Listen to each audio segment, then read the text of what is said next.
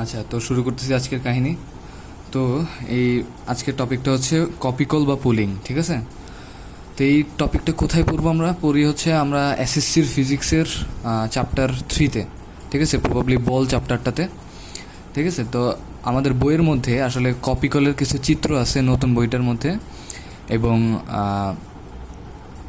Test paper যদি আপনারা খুলেন তাহলে অ্যানালাইসিস করেন, তাহলে আপনারা দেখবেন যে ভালো ভালো স্কুলগুলোতে কপিকল নিয়ে আসলে কোশ্চেন আসছে, ঠিক আছে? ভালোই অঙ্ক টঙ্ক আসছে দেখলাম, ঠিক আছে? তো এই কপিকল নিয়ে আসলে অনেক ঝামেলা পোলাপানের মধ্যে, ঠিক আছে? এই কপিকলটা সবাই অঙ্ক করে, ঠিক আছে, সব জায়গায় অঙ্ক করায় দেয়, তারাও করে, কিন্তু আমাদের নতুন ধরনের কপিকল দিলে বা অন্যান্য লেভেলের কিছু যদি কপিকল দেয় বা চিত্র দেয়, সেই ক্ষেত্রে কিন্তু দেখলে তারা ঘাবড়ায় যায় জিনিসটা, ঠিক আছে? তো আজকে একটা সার্বজনীন সিস্টেম শিখাবো, যেটা দেখলে আপনি সব ধরনের কপিকল সলভ করতে পারবেন। সোজা হিসাব, আপনাকে স্পেসিফিকভাবে কোনো ম্যাথ পারা লাগবে না, করা লাগবে না, একটা সিস্টেম শিখবো, কপিকল পারবো, কপিকল সংক্রান্ত যে ত্বরণের ম্যাথগুলো আছে সেগুলো সব পারবো, ঠিক আছে? আচ্ছা, তো সর্বপ্রথম কথা হচ্ছে কপিকল বা পুলিং ব্যাপারটা আসলে কি। আচ্ছা, ছোটোবেলায় বা আমরা যদি বাইরে কোনো বিল্ডিংয়ের কনস্ট্রাকশনের কাজ দেখি, তাহলে আমরা কিন্তু দেখব যে এমন একটা বিল্ডিং থাকে। আগে কাহিনীটা একটু শুনেন সবাই, যে একটা বিল্ডিং থাকে, এখানে আমাদের কাছে কি থাকে, যে একটা বড় একটা ইট থাকে।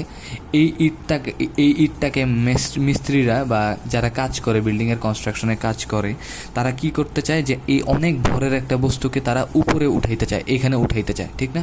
তো এটা তো তারা এইভাবে কোলে করে নিয়ে বা মাথার উপর নিয়ে সিঁড়ি করে উপরে উঠাইতে তো আসলে জিনিসটা অনেক কষ্টকর, ঠিক না? তাহলে আমরা অবশ্যই বাইরে থেকে দেখি যে তারা একটা স্ট্যান্ডের সাথে এখানে একটা পুলি বা কপিকলকে বাঁধে, ঠিক আছে? একটা কপিকল রাখে, এরকম একটা জিনিস, একটা গোল। এই কপিকলের সাথে একটা দড়িকে তারা হোল্ড করে এবং আরেকটা দড়িকে এই বস্তুটার সাথে বেঁধে দেয়।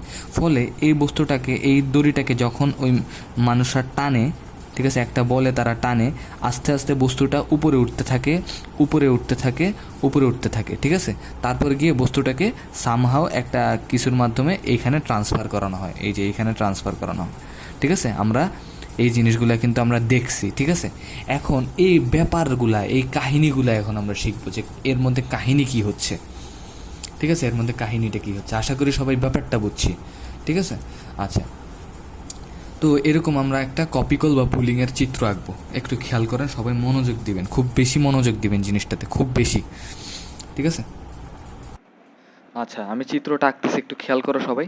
যে চিত্রটা হচ্ছে এরকম, যে আমার কাছে একটা একটা কপিকলের মেশিন আছে। এই কপিকলের মেশিনের দুই পাশে মানে একটাই দড়ি, ঠিক আছে? কয়টা দড়ি? এই পুরাটা হচ্ছে একটা দড়ি। কয়টা দড়ি ভাইয়া? এই পুরাটা হচ্ছে একটা দড়ি।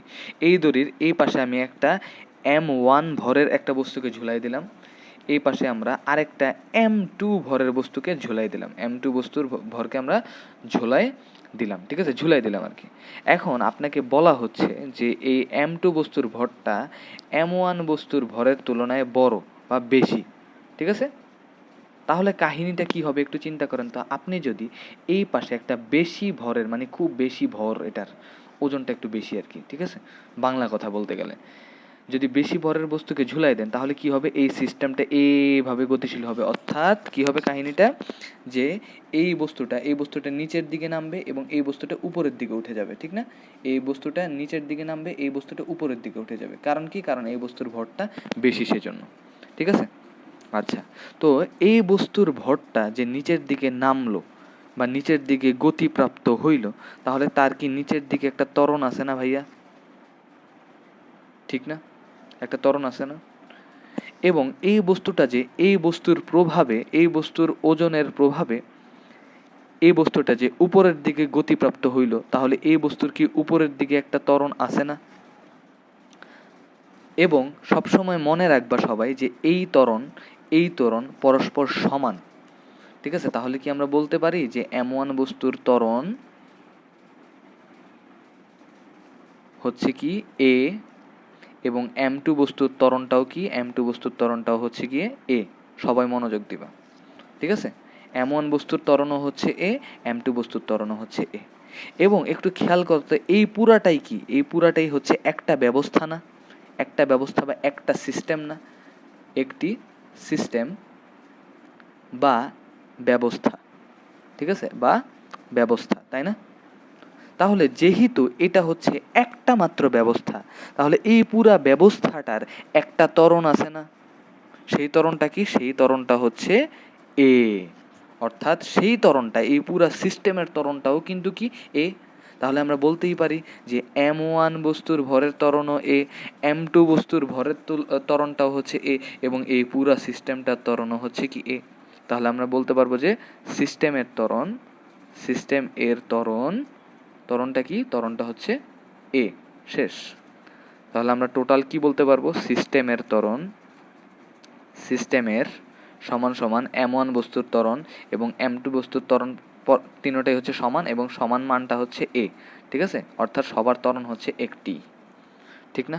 তাহলে এই ত্বরণটা আমাকে এখন হিসাব করতে হবে, অর্থাৎ এই ত্বরণ সমান ওয়াট।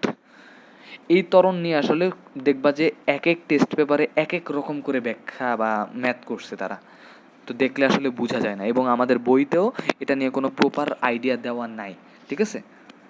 খুবই আসলে বলতে গেলে একটু কমপ্লিকেটেড জিনিসটা, ঠিক আছে? কারণ এই জিনিসটা আসলে মূলত পড়ানো হয় ইন্টার লেভেলে, ওকে, এইচএসসিতে।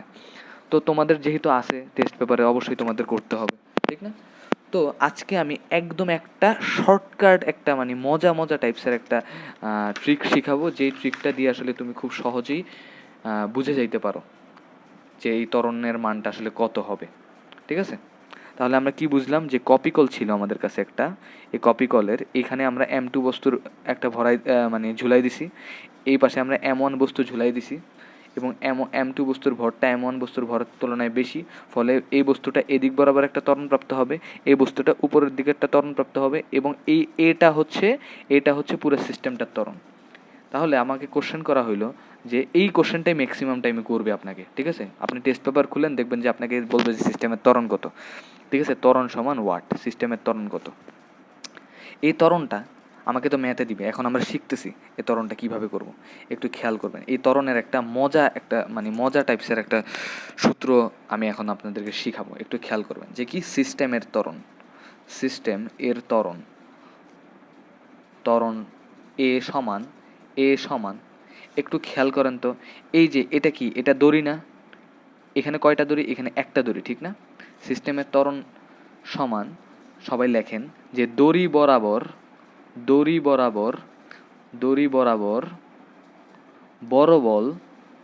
বড় বল মাইনাস ছোট বল, ঠিক আছে? দড়ি বরাবর বড় বল মাইনাস ছোট বল ডিভাইডেড বাই মোট ভর, ডিভাইডেড বাই কি ভাইয়া? ডিভাইডেড বাই হচ্ছে মোট ভর। তাহলে সূত্রটা আবার একটু মনে করেন বা মুখস্থ করার ট্রাই করেন জিনিসটা, যে কি একটু মনে রাখার ট্রাই করেন, মুখস্থ না, যে কি সিস্টেমের ত্বরণ এ সমান দড়ি বরাবর, এই দড়ি বরাবর বড় বল মাইনাস ছোট বল, তারপর হচ্ছে ডিভাইডেড বাই মোট ভর। এখন কথা হয়েছে ভাইয়া, বড় বল বলতে আপনি কি বুঝাচ্ছেন এবং ছোট বল বলতে আপনি কি বুঝাচ্ছেন, একটু আমাকে বলেন তো।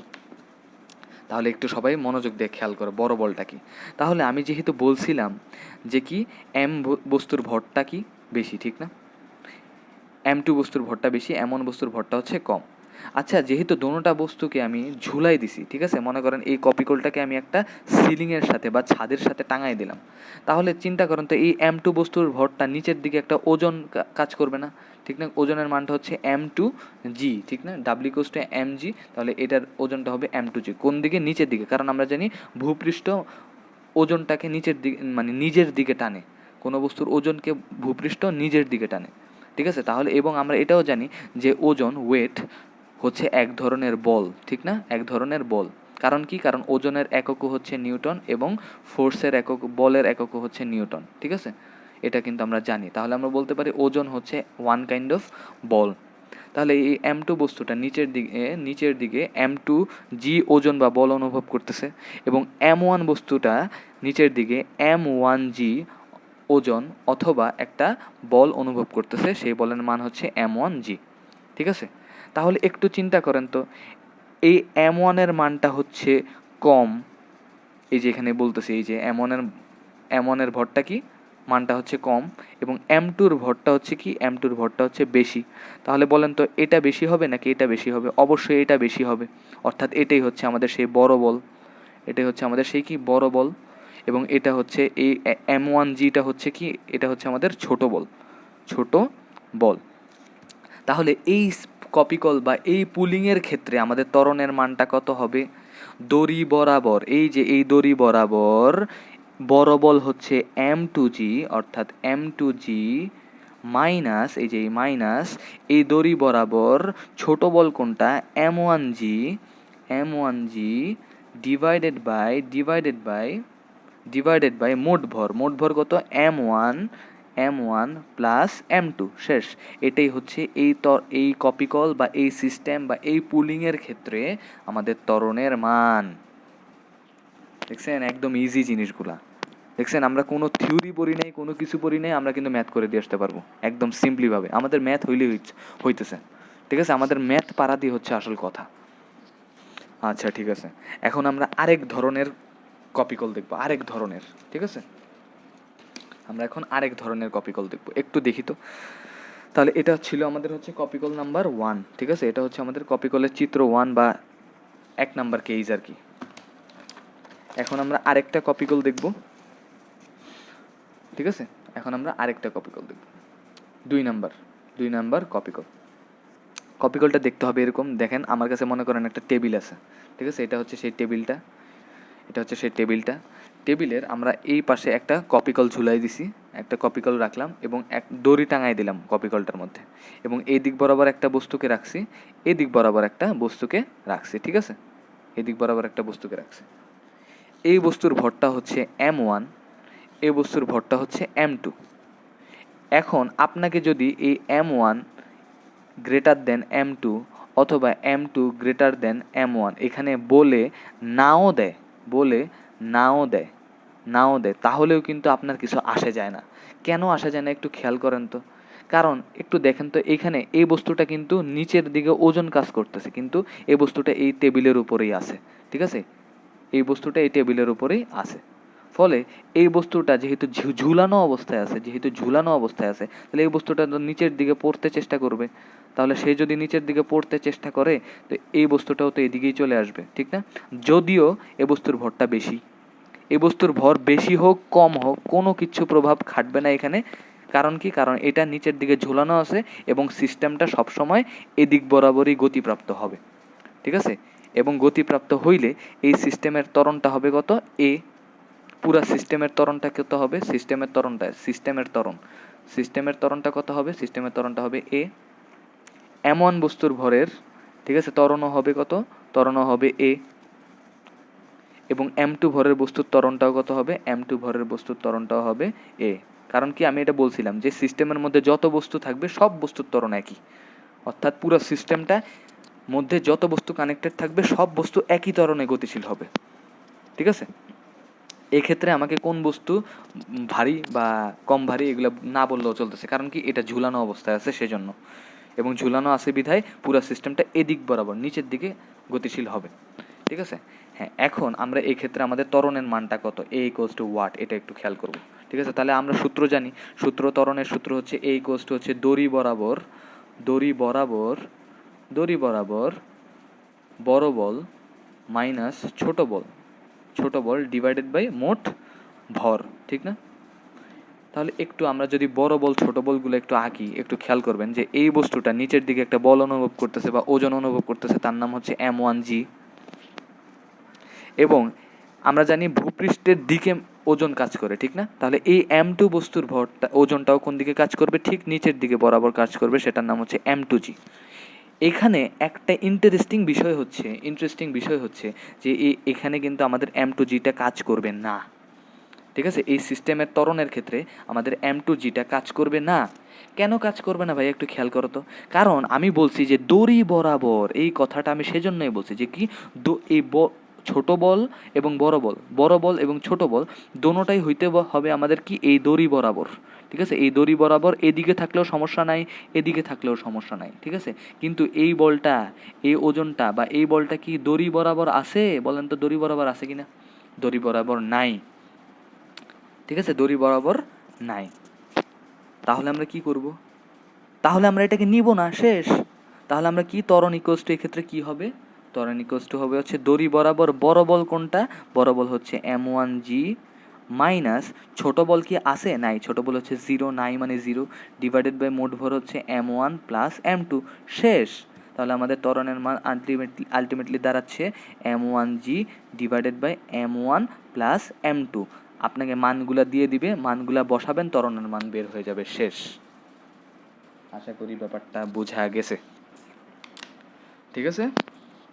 আচ্ছা, এখন আমরা কয়েকটা ম্যাথ করব, কয়েকটা ইম্পর্টেন্ট ম্যাথ করব, ঠিক আছে। কয়েকটা ইম্পর্টেন্ট ম্যাথ করা ট্রাই করব আমরা এখন।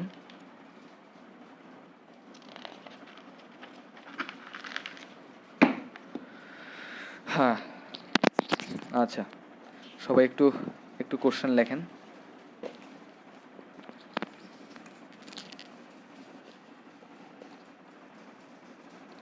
আচ্ছা, সবাই একটু কোশ্চেন লেখেন। যে 1 নম্বর কোশ্চেনটা হচ্ছে, আমরা এখন ম্যাথ করব, এই টপিক অনুযায়ী একটা ইম্পর্টেন্ট ম্যাথ করার চেষ্টা করব, কারণ আমরা থিওরি পড়ার সাথে সাথে যদি ম্যাথ করে ফেলি তাহলে কিন্তু আমাদের পুরো কনসেপ্টে আসলে ক্লিয়ার হয়ে যায়, ঠিক আছে। যে কি, আমাকে একটা কপি কল দিল, মনে করো আমাকে একটা কপি কল দিছে, কপি কলের মনে করে এই পাশে একটা বস্তু ঝুলাই দিল, এই পাশে একটা বস্তু ঝুলাই দিল। এই বস্তুর নাম দিছে তারা 1 নং বস্তু, এই বস্তুর নাম দিছে তারা 2 নং বস্তু, ঠিক আছে, 2 নং বস্তু। এবং আপনাকে কোশ্চেন করা হয়েছে, কোশ্চেনে বলা হয়েছে যে 2 নং বস্তুর ভর 2 নং বস্তুর ভর, ঠিক আছে, 2 নং বস্তুর ভর 1 নং এর 1 নং এর 2 গুণ বা দ্বিগুণ, ঠিক আছে, 1 নং এর দ্বিগুণ, 1 নং এর দ্বিগুণ। ফলে ত্বরণ কত,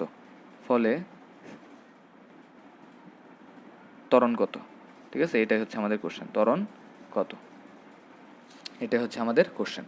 তাহলে একটু খেয়াল করেন, আমাদের কিন্তু এখানে m1 বা m2 বস্তুর ভরগুলো আমাদেরকে বলে দেয় নাই, ঠিক না। তাহলে যেহেতু বলে দেয় নাই, তাহলে আমরা কিছু ধরে নিব, ঠিক না। কি বলছে যে 2 নং বস্তুর ভরটা 1 নং এর দ্বিগুণ, তাহলে আমরা ধরে নিলাম m1 বস্তু m2 বস্তু, ঠিক আছে। এটা হচ্ছে আমাদের 1 নং বস্তু, এটা হচ্ছে আমাদের 2 নং বস্তু, ঠিক আছে, 2 নং বস্তু। বলছে কি 2 নং বস্তুর ভরটা 1 নং বস্তুর চেয়ে দ্বিগুণ, তাহলে 1 নং বস্তুর ভর যদি m হয়, শুধুমাত্র m হয়, তাহলে 2 নং বস্তুর ভরটা এই 1 নং এর বস্তুর ভরের তুলনায় দ্বিগুণ, মানে 2m। আশা করি বুঝা গেছে, ঠিক আছে, 2m। তাহলে এই বস্তুর ভর কত, এই বস্তুর ভর হচ্ছে 2m, এই বস্তুর ভর হচ্ছে শুধুমাত্র m, ঠিক আছে, যেহেতু এটা দ্বিগুণ। তাহলে একটু খেয়াল করি, এই 2m বস্তুর ভর ওজনটা নিচের দিকে কাজ করবে, 2mg। এই 1 নং বস্তুর ভরটা শুধুমাত্র m এবং তার ওজনটাও নিচের দিকে কাজ করবে, শুধুমাত্র mg। যেহেতু এই বস্তুর ভরটা বেশি, তাহলে সিস্টেমের ত্বরণটা এদিক বরাবর কাজ করবে, ঠিক না। তাহলে এই ত্বরণের মানটা কত হবে, একটু খেয়াল করো তো, এই ত্বরণের মানটা কত হবে। ত্বরণের মানটা হবে এই দড়ি বরাবর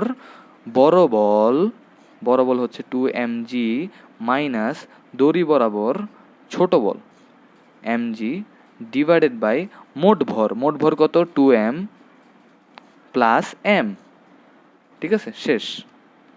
একটু খেয়াল করো তো যে এই 2mg, 2টা mg, এখানে কয়টা mg, 2টা mg, ঠিক না। এই 2টা mg থেকে যদি একটা mg বাদ যায়, তাহলে শুধুমাত্র থাকে mg, ঠিক না। আর নিচে থাকে হচ্ছে 3m, তাহলে এই m কাটা, আলটিমেটলি হচ্ছে g ডিভাইডেড বাই 3, এটাই হচ্ছে আমাদের ত্বরণের মান। তাহলে ত্বরণের মানটা কত, ত্বরণের মান হচ্ছে a = 9.8 divided by 3 metre per second square, শেষ। এটাই হচ্ছে আমাদের ত্বরণের মান। আশা করি বুঝা গেছে, ঠিক আছে। এটা হচ্ছে আমাদের কপি কলের বিষয়বস্তু। তো আশা করি ভালো লাগছে।